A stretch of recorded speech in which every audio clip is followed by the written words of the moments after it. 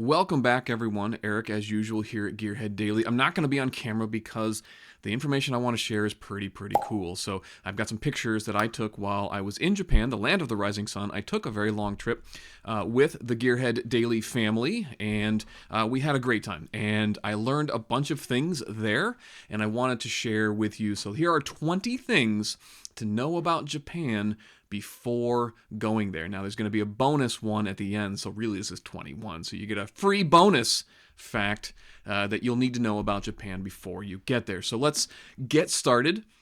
And the first thing on my list is that I noticed right away when you go into most places. Now, downtown Tokyo is a massive place, okay? What I have noticed is that most places, unless you're like downtown in the heart of it or at the airport, there will be no soap or towels. So you will have to dry your hands either through the air or on your pants or just not at all, or just wait for them to, evaporate. So no soap or any way to dry your hands. So bring your own soap and bring your own towel if you need to. The second thing that I think found really important about Japan was if you attempt to learn the language and you attempt to do the customs, they absolutely love this.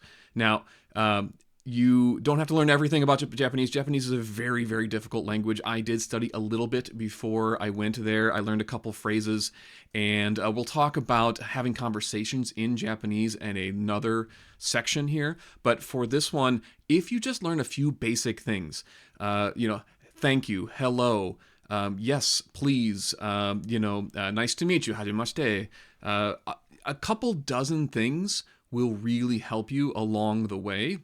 And for those things, we'll talk about another one. There's the translator app. But really, if you just attempt the language, the locals will be more than accommodating. It's when you don't put any effort into learning their language or their culture that they get really standoffish. The third one, and this is one I see all over the place, 7-Elevens are the bomb diggity. Okay, 7-Elevens are amazing in Japan. All you have to do, if you don't trust me, go to TikTok, go to wherever your favorite social media, and just type in Japan 7-Eleven.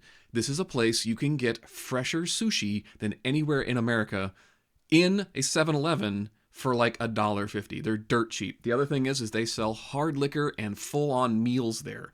You can get and they're all clean. They're all really nice and they're really clean. And you can buy pretty much anything you want. You want a full dinner? It's going to be cheap. You want sushi? It's going to be cheap. You want onigiri? It's going to be cheap.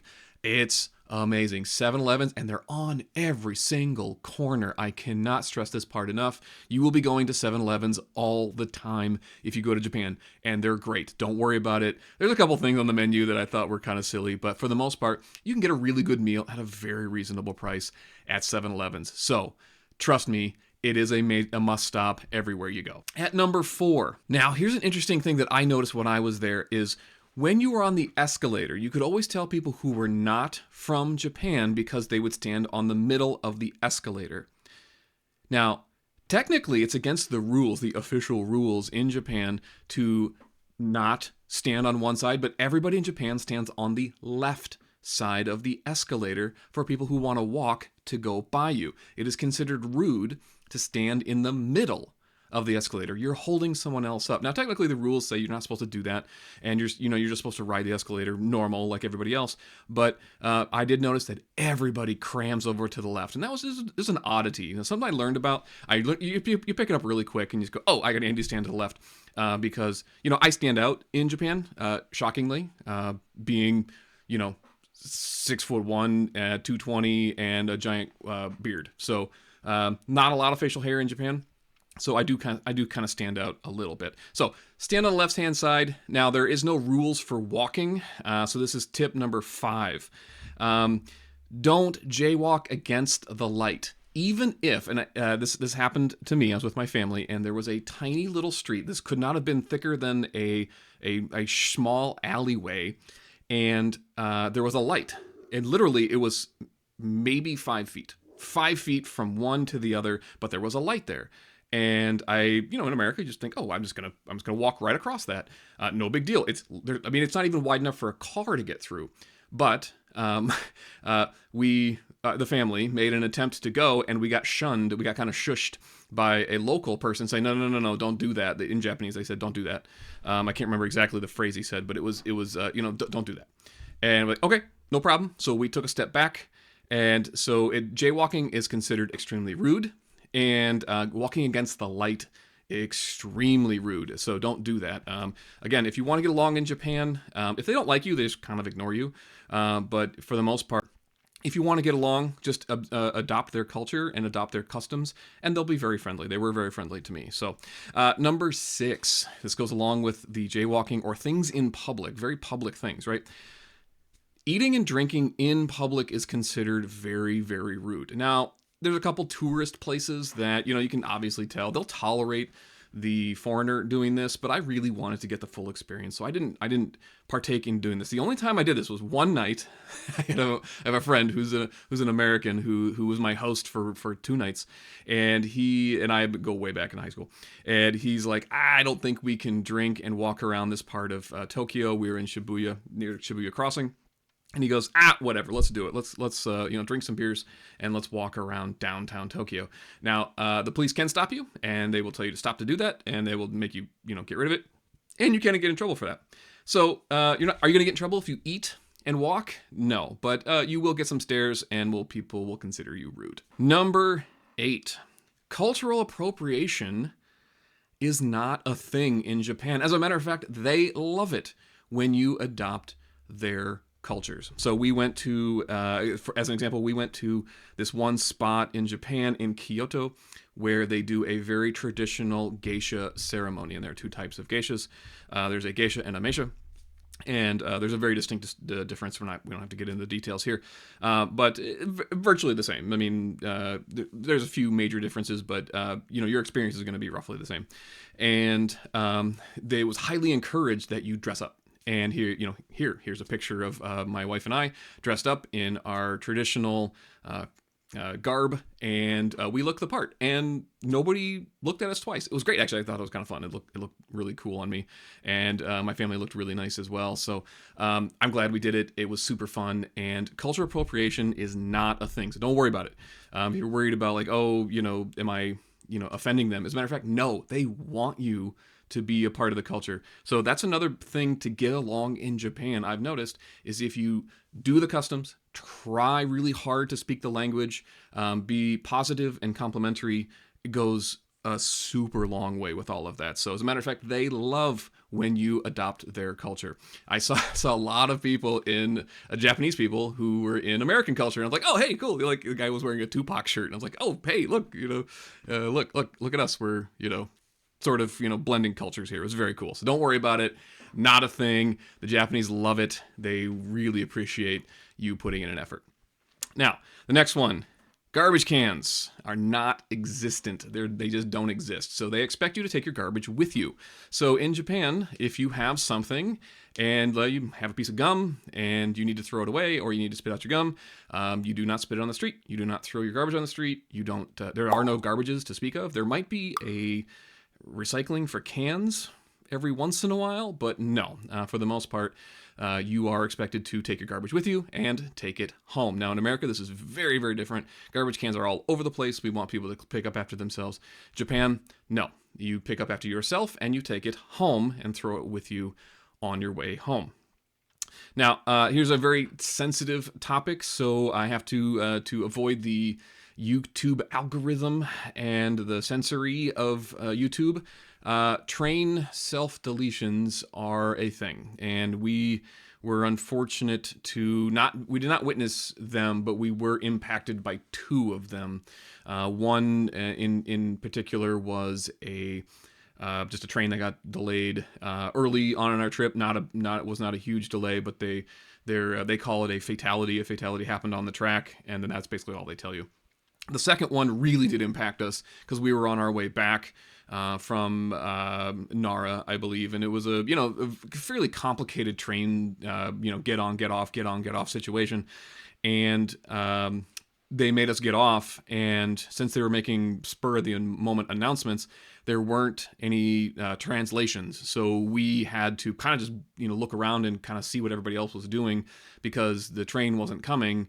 and we were inconvenienced about 45 minutes. So train self deletions are a thing, and I asked my American host this, and he said, "Yep, that is not super common, but common enough to where it is part of the kind of downtown Japan experience, unfortunately." So that does happen, and it happens frequently enough to they have protocols for it. So that's unfortunate, but true. Sliding into number 10, most Japanese people, and I experienced this with my family, is they will defer to the male if there is one in the family, and it's easily discernible who is the patriarch of the family. And the way my wife describes it to other people when they ask is it's not a sexist thing for that culture. It's a respect thing. And they will, for one example, we had a host at a hotel. It was a very involved hotel, very very fancy place, and they would always talk to me first, and then I would speak to my family, and then I would turn to this person, this woman, and I would tell them what our family had decided. And that was, it wasn't disrespectful. It did not feel disrespectful. I think it was just, it felt traditional. So I don't see that as a negative, and I don't think that's something that needs to change. But be aware of it as you go through, because if you have a relationship that is less traditional, just be aware that might happen. Number 11. The trains are fairly easy to understand once you've been on them once or twice. Now, in downtown Tokyo, you will have English and Japanese translations. Once you get about 30 minutes outside of Tokyo, it's non-existent. Unless you go to like the really touristy places like Kyoto. Those will have English translations. If you get outside of that, not going to happen. So I took a trip to an outer part of Tokyo. Tokyo is massive, by the way. It is a huge city. It's absolutely gigantic. And I got an hour and a half outside of downtown, and I had to take a bus, and the bus was a little confusing, to be honest. But I got on it, and I made exactly where I needed to go. Everything was fine. I did get some weird stares, but that's okay. I was interested in them as well, so it was mutually interesting for both of us. But there are no direct translations.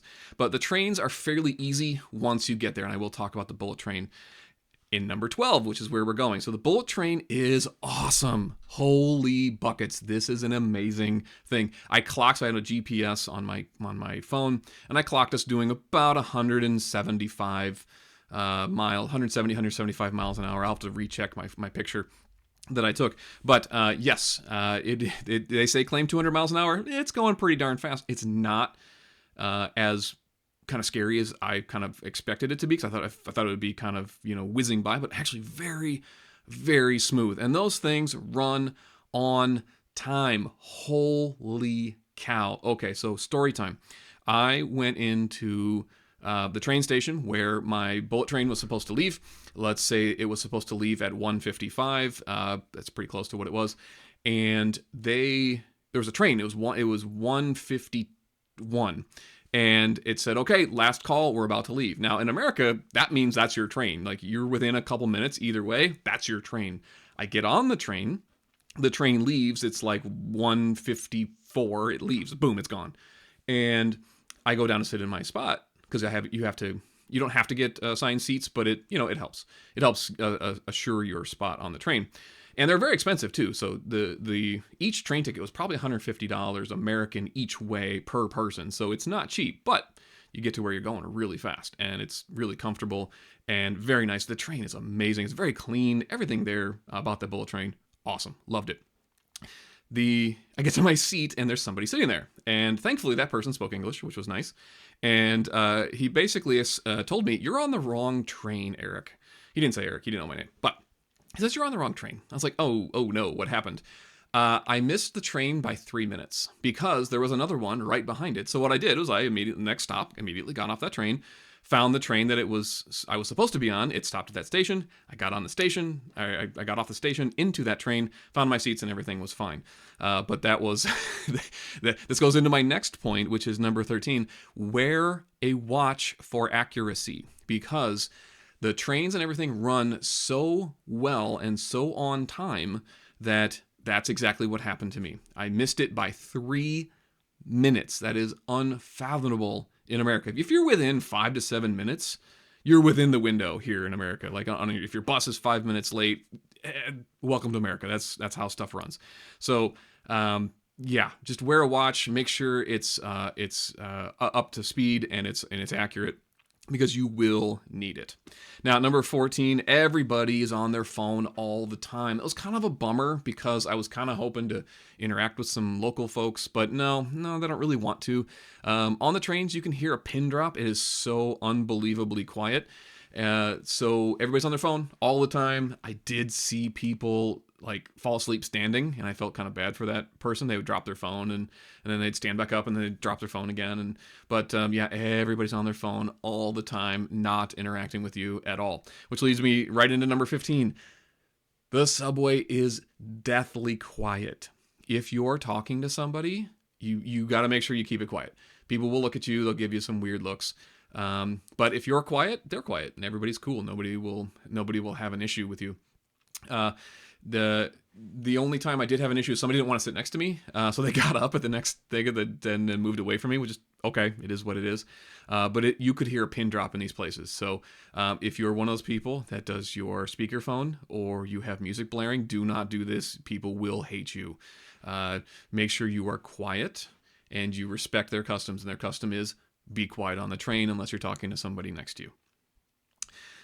Number 16. I always saw somebody cleaning somewhere, whether it be a child's playground or the subway or the streets or downtown Tokyo or anywhere. So there was always somebody with a broom in their hands, pushing stuff around and cleaning dust or small bits of whatever. They're very, very neat, and that was something that kind of I didn't expect, because I guess here in America people clean at the end of the day and that's kind of it, and they don't kind of do it ongoing. But there it seemed to be an ongoing process all the time, which was pretty neat. So number 17, I talked about it a little bit already, but once you get outside of Tokyo, there's going to be 0 English signs, so just be aware of that.